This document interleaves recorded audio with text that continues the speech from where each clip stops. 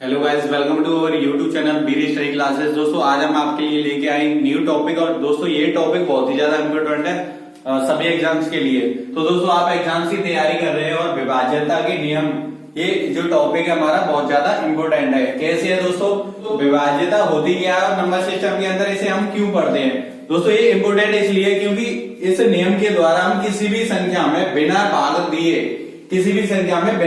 दिए पता लगा सकते हैं कि ये संख्या इस संख्या से पूर्णतः विभक्त है या नहीं। जैसे कि कोई संख्या है 43, 75, 795। अब आपको पता नहीं है कि ये संख्या ये संख्या किस संख्या से पूर्णतः विभक्त है, तो इस नियम के द्वारा हम डायरेक्टली पता लगा सकते हैं कि ये संख्या पूर्णतः विभक्त है या नहीं है, और है तो कौन कौन सी संख्या से पूर्णतः विभक्त है, कौन कौन सी संख्या से नहीं है। तो विभाज्यता का नियम हमारे लिए बहुत ही ज्यादा इंपॉर्टेंट है। दोस्तों अगर आप इस वीडियो को पूरी देखते हुए पूरा देखते हैं तो लास्ट में आपके सारे डाउट क्लियर हो जाएंगे कि विभाज्यता के नियम क्या होते हैं और कौन कौन सी संख्या से कौन सी संख्या पूर्णतः विभक्त होती है। तो आइए ज्यादा टाइम न लेते हुए वीडियो को स्टार्ट करते हैं। तो दोस्तों आपने पढ़ा होगा कि एक से सभी संख्याएं पूर्णतः विभक्त हो जाती हैं। आपको एक का तो विभाज्यता का नियम पता ही होगा, क्योंकि एक से सारी संख्या हमारी पूर्णतः विभक्त हो जाती है, चाहे वो 1000 हो, 1999 हो, 5000 हो, 10000 हो। इसी तरीके से अब हम बात करते हैं नेक्स्ट हमारा दो से विभाज्यता के नियम। दो से विभाज्यता के नियम, तो दो से विभाज्यता के नियम में हम क्या पढ़ते हैं। तो दोस्तों जो भी संख्या होती है, जैसे कि संख्या किसी भी संख्या का इकाई अंक, किसी भी संख्या का इकाई अंक, किसी भी संख्या का इकाई अंक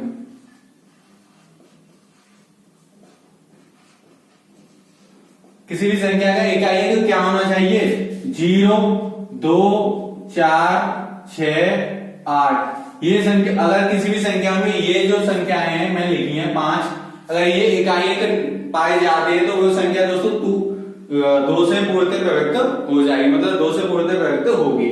एग्जाम्पल की बात करूं तो दोस्तों जैसे कि 24 हमारी, आपको पता है 24 में इकाई अंक क्या आ रहा है, 4 आ रहा है, तो वो हमारी 2 से पूर्णतः विभक्त होगी। इसी तरीके से नेक्स्ट एग्जाम्पल की बात करूंगा 1000 हमारी 2 से पूर्णतः विभक्त है। क्यों है, क्योंकि दोस्तों इसमें इकाई अंक क्या आ रहा है, 0 आ रहा है, तो ये 2 से पूर्णतः विभक्त होगी। अगर मैं आपसे बोल दूं कि 5999, इसमें इकाई अंक क्या आ रहा है, 9, तो ये संख्या हमारी 2 से पूर्णतः विभक्त नहीं होगी। क्यों नहीं होगी, मैंने क्या बोला दोस्तों क्वेश्चन के अंदर 0, 2, 4, 6, 8, अगर ये संख्या की इकाई अंक होती है तो वो संख्या 2 से पूर्णतः विभक्त हो जाएगी। इसी तरीके से किसी भी संख्या का इकाई अंक 2, 4, 6, 8 होता है तो वो संख्या 2 से पूर्णतः विभक्त हो जाएगी। तो ये 2 से विभाज्यता के नियम थे। अब बात करते हैं दोस्तों 3 से विभाज्यता के नियम क्या होती है। 3 से विभाज्यता के नियम क्या हो सकते हैं। बिना भाग दिए हम 3 से कैसे पता लगा सकते हैं कि ये संख्या 3 से पूर्णतः विभक्त हो जाए। तो दोस्तों किसी भी संख्या के अंकों का योग, दोस्तों क्या अंकों का योग 3 से विभक्त होना चाहिए। क्या होना चाहिए दोस्तों, विभक्त होना चाहिए। कैसे होगा दोस्तों मैं बताता हूं, अभी आपको एग्जांपल देता हूं। जैसे कि एग्जांपल की बात करूं, मैंने ली कोई संख्या 123 ली, तो दोस्तों अगर 130 मैंने क्या बोला है, किसी भी संख्या के अंकों का योग 3 से विभक्त होना चाहिए। जैसे कि अंकों का योग मतलब उसे जोड़कर 130 लिखी है, 130 को अगर मैं लिख सकता हूं, योग करूंगा तो 1 + 2 + 3, अगर जोड़ोगे तो 3, 4, 5 और 1, 6 में अगर हम 3 से विभक्त हो, से मतलब 3 से भाग देंगे, 2 बार पूर्णतः विभक्त है, तो ये संख्या क्या होगी दोस्तों, 3 से विभक्त होगी। डायरेक्टली आपने पता लगाया कि संख्या के अंकों का योग अगर 3 से विभक्त है तो वो संख्या पूर्णतः विभक्त है। डायरेक्टली कैसे करोगे, 3, 2, 5, 5 और 1, 6, और 6 3 का गुणक है या गुणज है या फैक्टर है, तो ये क्या है 3 से पूर्णतः विभक्त हो जाएगी। तो एक और नेक्स्ट एग्जांपल की बात करूं, जैसे 406272 मतलब 40,272 अगर आ जाए तो ये संख्या को आप कैसे करोगे कि ये संख्या हमारी कैसे पता लगाओगे कि ये संख्या हमारी 3 से पूर्णतः विभक्त है या नहीं। तो दोस्तों क्या करना है, आपको अंकों का योग करना है। 4 + 6 प्लस 4 + 6 + 2 + 7 + 2। अब इन संख्याओं को क्या करना है, जोड़ना है। 7 और 2 9, 9 और 2 11, 11 और 6 11 और 6 17, 17 और 4 कितनी होती है दोस्तों 21। और 3 ये जो 3 का टेबल होता है उसमें 21 आता है। तो दोस्तों 21 3 से हमारी पूर्णतः विभक्त है। 21 क्या है हमारी 3 से पूर्णतः विभक्त है। तो आप डायरेक्टली ये संख्याओं से पता लगा सकते हैं, कितनी भी बड़ी संख्या हो उस बड़ी संख्या के जो अंक होते हैं उनका योग करके 3 से अगर पूर्णतः विभक्त हो रही है तो वो संख्या 3 से पूर्णतः विभक्त है, मतलब 3 की ये विभाज्यता का नियम है। अब बात करते हैं दोस्तों 4 से विभाज्यता। 4 से विभाज्यता, 4 से विभक्त है उसमें कैसे पता लगा सकते हैं। तो दोस्तों किसी भी संख्या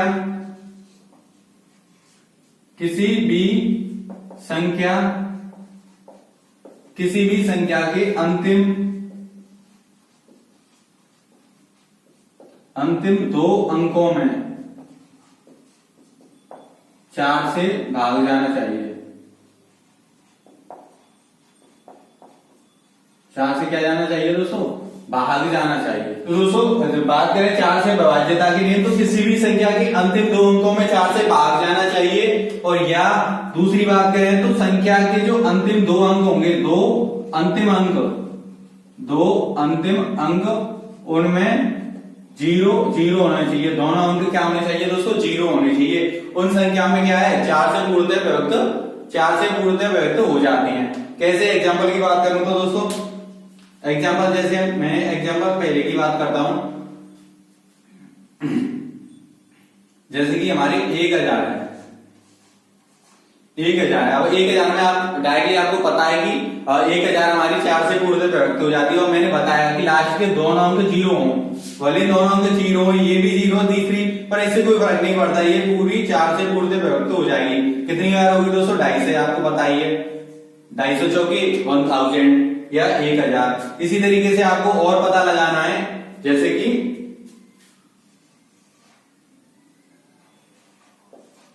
ये संख्या है। अब इस संख्या में पता लगाना है ये 4 से पूर्णतः विभक्त है या नहीं। तो दोस्तों ये 4 से पूर्णतः विभक्त हो जाएगी। कैसे होगी, क्योंकि संख्या की दोनों जो अंतिम अंक है उनमें क्या आ रहा है दोस्तों, 0 आ रही है। 2 बार मैंने क्या आता है, 2 अंतिम अंक 0 होने चाहिए।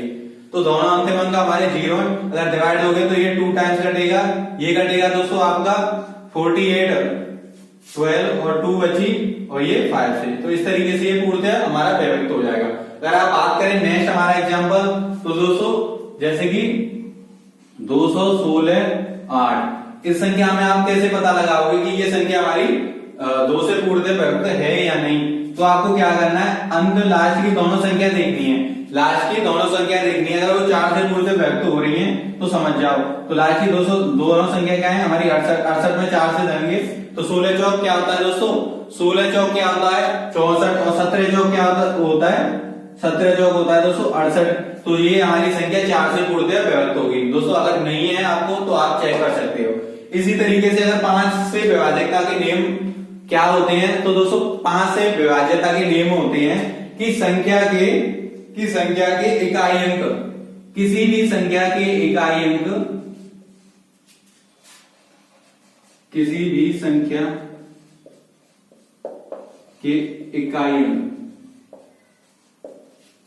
संख्या के इकाई अंक क्या होने चाहिए दोस्तों, 0 हो या 5 हो।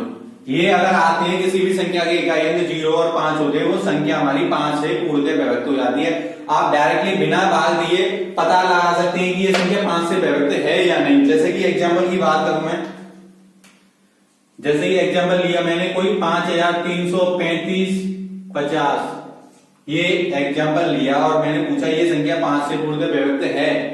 तो आपको मैंने रूल पढ़ाया है अभी कि किसी भी संख्या के इकाई अंक 0 हो या 5 हो, वो संख्या 5 से पूर्णतः विभक्त होगी। इस संख्या का इकाई अंक क्या है 0, और ये संख्या अगर इकाई अंक 0 है तो ये संख्या क्या है दोस्तों 5 से पूर्णतः विभक्त होगी। नेक्स्ट एग्जांपल लूं 5636 565, 5000 मैं और जोड़ता जा रहा हूं। जैसे कि ये संख्या बन गई इकाई 2.5 सैकड़ा 1000 10,000 लाख 10 लाख 56,36,565, 56,36,565। इस संख्या में अगर हम पता लगाएं कि ये संख्या 5 से पूर्णतः विभक्त है या नहीं, तो संख्या का इकाई अंक अगर 5 आ रहा है तो वो 5 से पूर्णतः विभक्त है। ऐसे कोई भी संख्या हो दोस्तों, उनके इकाई अंक 0 हो या 5 हो, वो संख्या हमारी क्या होगी, 5 से पूर्णतः विभक्त होगी। तो दोस्तों मैंने ये 5 नियम बता दिए 1 से लेकर 5 तक, तो आपकी समझ में आए हुए। अब आगे बढ़ते हैं विभाज्यता के और नियमों की। अब बात करता हूं दोस्तों 6 से विभाज्यता के नियम। 6 से विभाज्यता के नियम क्या होते हैं? तो दोस्तों किसी भी संख्या में 2 और 3 से भाग चला जाए तो उस संख्या में 6 से पूर्णतः भाग चला जाएगा। किसी भी संख्या में, किससे दोस्तों, किसी भी संख्या, जैसे कोई संख्या दे रखी है उसमें, किसी संख्या में 2 और 3 से भाग चला जाएगा।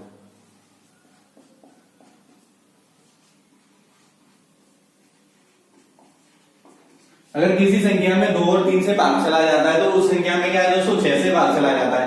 कैसे पता करना है दोस्तों? 2 से आपको पता ही है कि संख्या के इकाई अंक क्या होने चाहिए, 0, 2, 4, 6, 8। और 3 से क्या है कि संख्याओं की जो भी संख्या दे रखी है उसके अंकों का योग 3 से विभक्त हो रहा है, तो वो संख्या 3 से विभक्त है। तो डायरेक्टली 12 को देखना है, तो 12 में इकाई अंक क्या है, 2, तो ये संख्या 2 से पूर्णतः विभक्त होगी। अब 3 से चेक करोगे तो 2 और 1 3, 2 और 1 3, और 3 क्या है दोस्तों, अगर 2 और 3 दोनों से विभक्त हो रही है तो ये संख्या 6 से विभक्त होगी। तो 2 से हो रही है, 3 से हो रही है, तो ये क्या होगी, 6 से पूर्णतः विभक्त होगी। इसी तरीके से अगर 36 को चेक किया है तो 36 होता है, डायरेक्टली आपको पता है। अगर संख्या बड़ी आती है, अगर संख्या बड़ी आती है तो जैसे ये 2 से पूर्णतः विभक्त है, क्योंकि इकाई क्या आ रहा है, लास्ट में क्या आ रहा है, 6, और 6 और 3 9, और 9 में 3 से भाग दिया जाए तो पूर्णतः विभक्त है, तो ये संख्या 3 से भी पूर्णतः विभक्त हो, तो ये संख्या हमारी क्या होगी, 6 से भी पूर्णतः विभक्त होगी। अगर बात करें बड़े एग्जाम्पल होगी, जैसे ये बड़ा एग्जाम्पल है हमारा 6426, इसमें हमें पता लगाना है कि ये संख्या 6 से पूर्णतः विभक्त है या नहीं।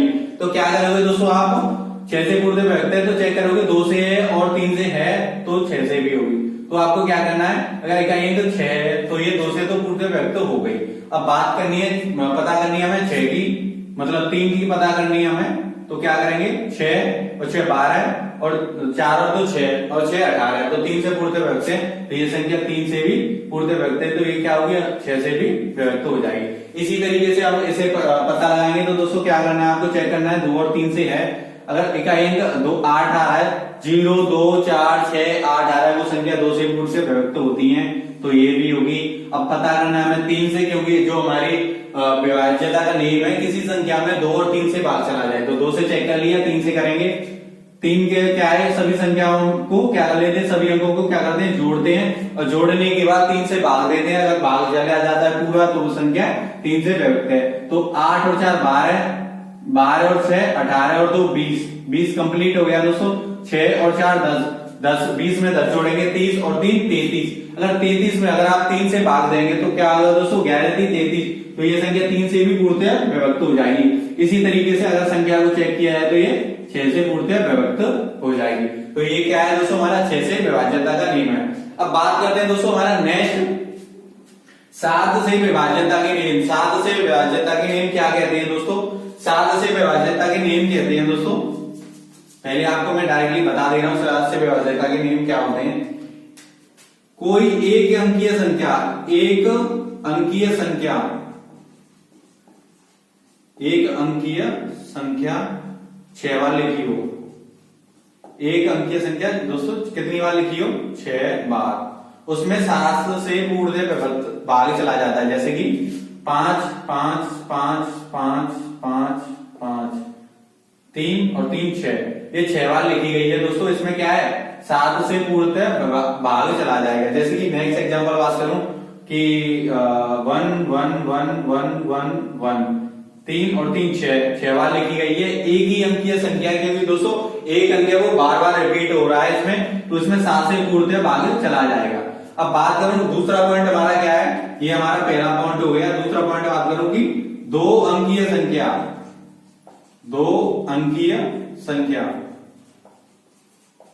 2 अंकीय संख्या, 2 अंकीय संख्या कितनी बार लिखी हो दोस्तों, 3 बार लिखी हो, 3 बार लिखी होनी चाहिए 2 अंकीय संख्या। जैसे एग्जांपल की बात करूं 23 23 23, 25, 25, 25, 73, 73, 73। तो दोस्तों ये 2 अंकीय संख्या और कितनी बार रिपीट हो रही है? 3 बार रिपीट हो रही है। अगर 1 अंकीय संख्या है तो 6 बार रिपीट होनी चाहिए, अगर 2 अंकीय संख्या है तो 3 बार रिपीट होनी चाहिए। वो संख्या 7 से पूर्णतः विभक्त हो जाती है, 7 से पूर्णतः विभक्त हो जाती है। इसी तरीके से एक और पॉइंट है हमारा इसमें कि अगर 3 अंकीय संख्या है, कितनी है दोस्तों? 3 अंकीय संख्या है, कोई 3 अंकीय संख्या है, 3 अंकीय संख्या है, उसमें कितनी बार होनी चाहिए? वो 2 बार रिपीट होनी चाहिए। कितनी बार दोस्तों?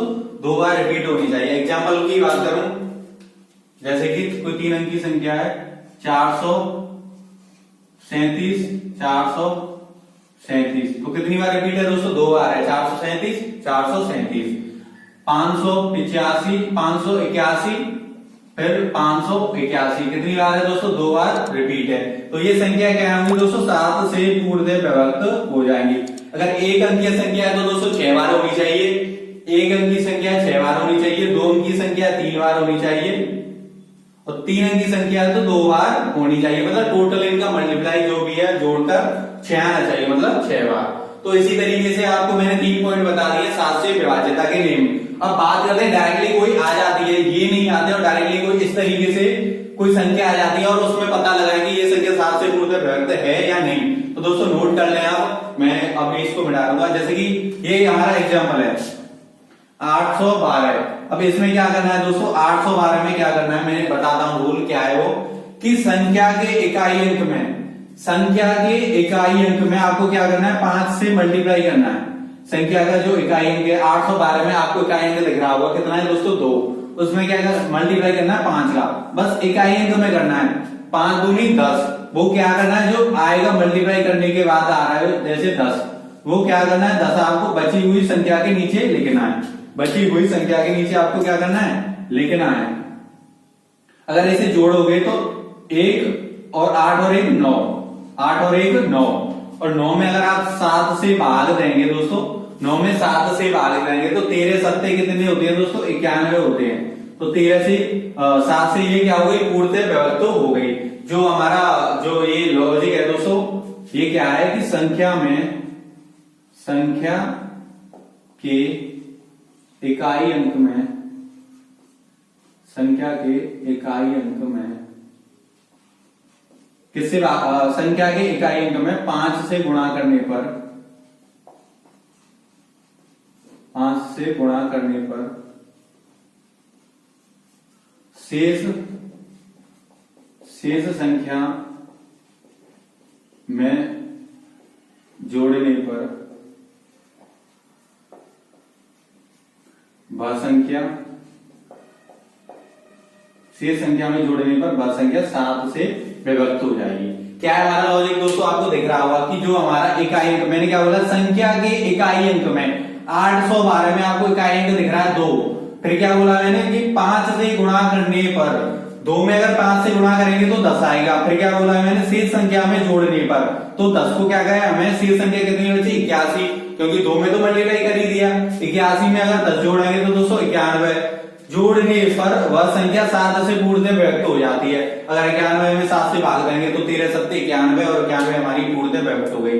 तो हम पता लगा सकते हैं डायरेक्टली 812 हमारी 7 से विभक्त है या नहीं। तो इसी तरीके से ये 7 से विभाज्यता के नियम है दोस्तों, बहुत ही ज्यादा इंपॉर्टेंट है 7 से विभाज्यता का नियम। तो 8 से विभाज्यता के नियम क्या होते हैं?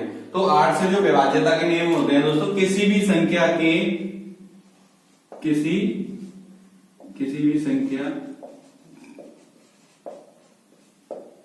भी संख्या के अंतिम 3 अक्षरों में या अंतिम 3 अंकों में, अंतिम 3 अंकों में क्या होना चाहिए दोस्तों? वो 8 से पूर्णतः विभक्त होनी चाहिए। 3 अंकों में 8 से भाग जाना चाहिए, 8 से भाग जाना चाहिए। तो वो संख्या क्या है? 8 से पूर्णतः विभक्त है। और दूसरा है दोस्तों, जो अंतिम 3 अंक होते हैं, किसी भी संख्या के अंतिम 3 अंक होते हैं, वो तीनों अंक में क्या होनी चाहिए? 0 होनी चाहिए। 3 बार 0 होनी चाहिए अंतिम तीनों अंकों में। ऐसे इकाई, दाई और सैकड़ा, वंश, टेंस और हंड्रेड ये क्या होनी चाहिए, 8 से पूर्णतः विभक्त होनी चाहिए और तीनों में 0 होनी चाहिए। अब पता कैसे लगाएंगे, जैसे कि मैं एग्जांपल दे रहा हूं आपको। पहला एग्जांपल है 73,056, जैसे कि 73,568, 73,568। दूसरा एग्जांपल की बात करूं तो दोस्तों 93,700। जैसे तीसरा एग्जांपल की बात करूं तो 9,52,000। तो इसमें पता कैसे लगाना है, ये संख्या हमारी 8 से पूर्णतः विभक्त है या नहीं। तो दोस्तों आपको क्या है, मैंने अभी एग्जांपल में बताया, जो डेफिनेशन लिखी, किसी भी संख्या के अंतिम 3 अंकों में 8 से भागा जाना चाहिए। अंतिम 3 अंक और अंतिम 3 अंक, इसमें क्या है 0 लगा दो।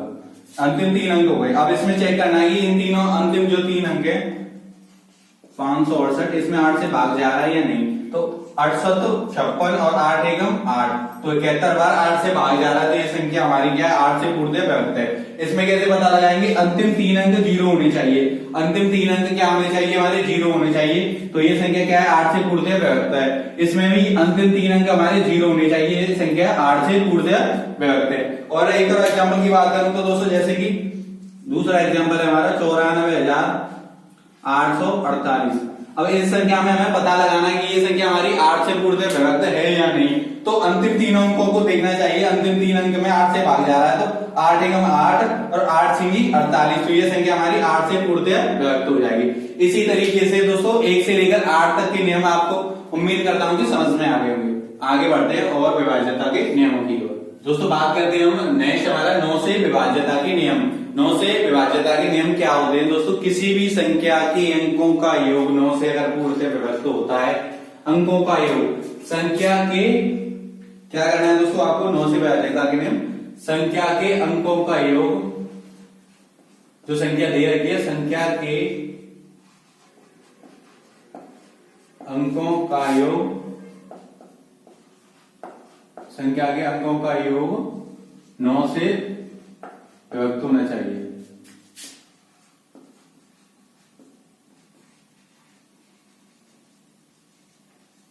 अंकों का योग डायरेक्टली उस संख्या में आपको डायरेक्टली भाग नहीं देना है। इस तरीके से आप सोच रहे हो कि अगर 9 से हमें उस संख्या में भाग देना है तो ये बहुत लंबा, हम खुद ही कर लेंगे, ये क्या है फिर, ये उस संख्या में भाग नहीं देना है, उस संख्या के अंकों के योग में भाग देना है। अब अंकों का योग तो कर सकते हैं, 3 और 2 5, 5 और 9 14, 14 और 1 15। अब 15 में 9 से भाग दे सकते हैं आप, 15 में 9 से आप भाग दे सकते हैं, नहीं दे सकते हैं ना, ये संख्या हमारी 9 से पूर्णतः विभक्त नहीं होगी। इसी तरीके से नेक्स्ट हमारा ये वाला कि 8 और 1 9, 9 और 3 12, 12 और 2 15, 12 और 2 14, 14 और 1 15, 15 और 3 15 और 3 18। तो दोस्तों आप 18 में डायरेक्टली भाग दे सकते हैं, जैसे 1 + 8 + 3 + 2 + 3 + 1। अगर इस संख्या को जोड़ोगे तो दोस्तों 18 आएगा, 18 में 9 से भाग देंगे तो 2 बार जाएगा। ये संख्या क्या है हमारी, ये संख्या 9 से हमारी विभक्त है। तो इसी तरीके से आप संख्या के अंकों का योग कर सकते हैं, जैसे इसमें किया 3 2 9 और 1, 9 और 1 10, 10 और 5 15, 15 में 9 से भाग नहीं जाएगा, ये संख्या हमारी 9 से डिविजन नहीं होगी। इसी तरीका से अगर 10 से विभाज्यता के नियम को देखा जाए तो क्या करना है दोस्तों, संख्या के इकाई अंक क्या होना चाहिए, संख्या का इकाई अंक, संख्या का इकाई अंक हमारा क्या होना चाहिए, 0 होना चाहिए, मतलब 0 होना चाहिए, तो वो संख्या 10 से डिविजन है। जैसे कि एग्जांपल की बात करूं तो दोस्तों पहला एग्जांपल हमारा 93,560, 9,53,534 और लास्ट में हम क्या लगा देते हैं दोस्तों, 1 0, क्योंकि हमें क्या है इकाई अंक 0 होना चाहिए। तो इस संख्या में क्या इकाई अंक 0 है, इस संख्या में क्या इकाई अंक 0 है। नेक्स्ट एग्जांपल की बात करूं तो 1000, इसमें क्या है इकाई अंक हमारा 0 है। तो ये संख्या क्या है दोस्तों हमारी, ये संख्या क्या है 10 से डिविजन है, 10 से डिविजन है, 10 से डिविजन है। अगर संख्या में ऐसे देखूं 1039 में इकाई अंक हमारा 0 नहीं है, तो ये संख्या क्या है हमारी 10 से पूर्णतः विभक्त नहीं होगी। नेक्स्ट अगर विभाज्यता के नियमों की बात करें, जैसे 11 से विभाज्यता, तो इसमें क्या करना है दोस्तों, जो संख्या दे रखी है, संख्या के सम स्थानों का योग, सम स्थानों का योग, संख्या के सम स्थानों का योग तथा विषम स्थानों के योग तथा विषम स्थानों के योग, योग का अंतर, योग का अंतर होना चाहिए दोस्तों। क्या होना चाहिए? अंतर। योग का अंतर 11 से 11 या 11 से 11 या 11 के फैक्टर, 11 के क्या होने चाहिए दोस्तों? गुणनखंड, गुणनखंड हो या 0 हो। क्या होने चाहिए? 0 हो। तो वो संख्या क्या है दोस्तों हमारी? वो संख्या 11 से विभाज्य है। पूरी संख्या हमारी 11 से विभाज्य है। मैं एक बार फिर से रिपीट करता हूं कि संख्या के सम स्थान, जैसे कि संख्या के सम स्थान होते हैं और संख्या के विषम स्थान होते हैं, इन दोनों के विषम स्थानों के अंकों का योग और सम स्थानों के अंकों का योग जोड़ने, अंकों का योग जोड़ने पर इन दोनों स्थानों को क्या करते हैं? अंतर लेते हैं, मतलब घटाते हैं। घटाने के बाद 11 आए, 22 आए, 33 आए, 44 आए, आपका 66, 77 कुछ भी आए, 11 के गुणनखंड होने चाहिए। अगर ऐसा आता है तो वो संख्या 11 से पूर्णतः विभक्त है, और हमारी अगर 0 आए तो वो संख्या हमारी 11 से पूर्णतः विभक्त है।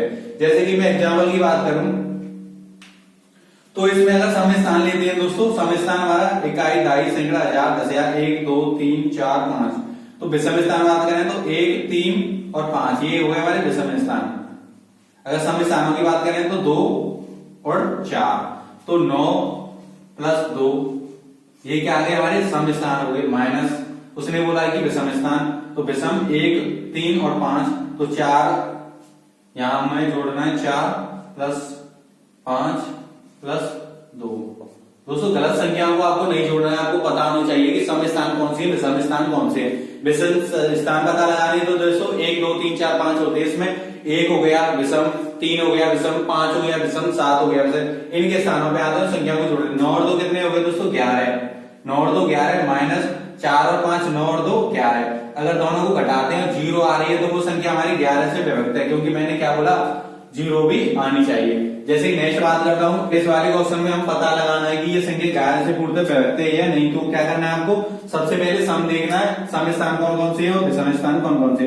तो सम स्थान की बात करें तो 7, 8 और 9, और विषम की बात करें तो 1, 0 और 1। 9 और 8 कितने हो गए दोस्तों? 17।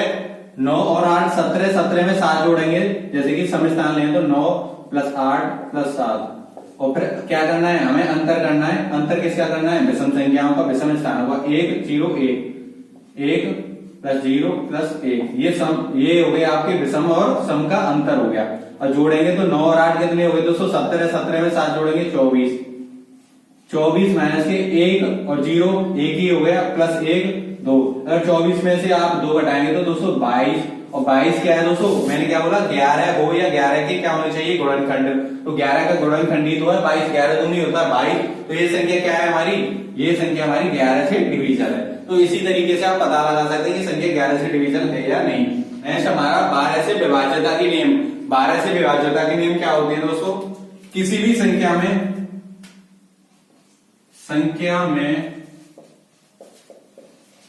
3 और 4 से भाग जाना चाहिए, 3 और 4 से विभक्त होनी चाहिए। कोई भी संख्या अगर 3 और 4 से विभक्त हो तो ऑटोमेटिकली दोस्तों या वो संख्या 12 से पूर्णतः विभक्त हो जाएगी। जैसे कि बात करूं मैं,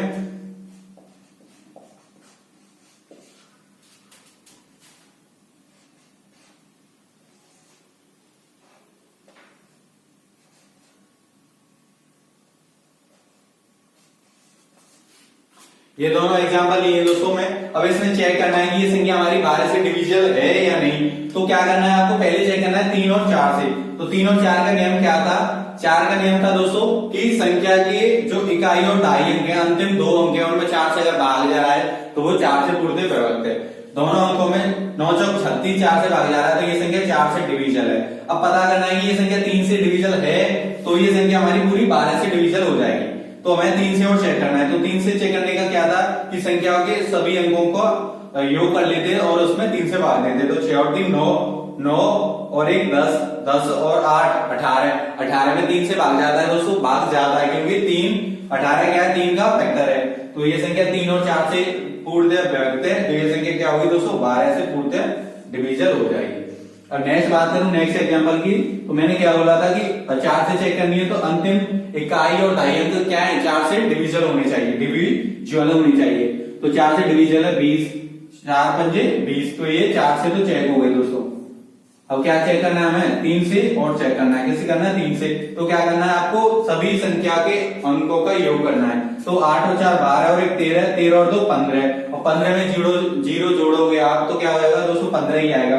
और 15 में आप 3 से भाग दे सकते हैं, तो वो संख्या क्या है 3 से भी विभक्त हो जाएगी। और 3 से और 4 से दोनों से चेक हो गई, तो दोस्तों वो संख्या क्या है 12 से भी विभक्त हो जाएगी। इसी तरीके से दोस्तों आपके सारे नियम मैंने आपको बता दिए इस वीडियो के अंदर।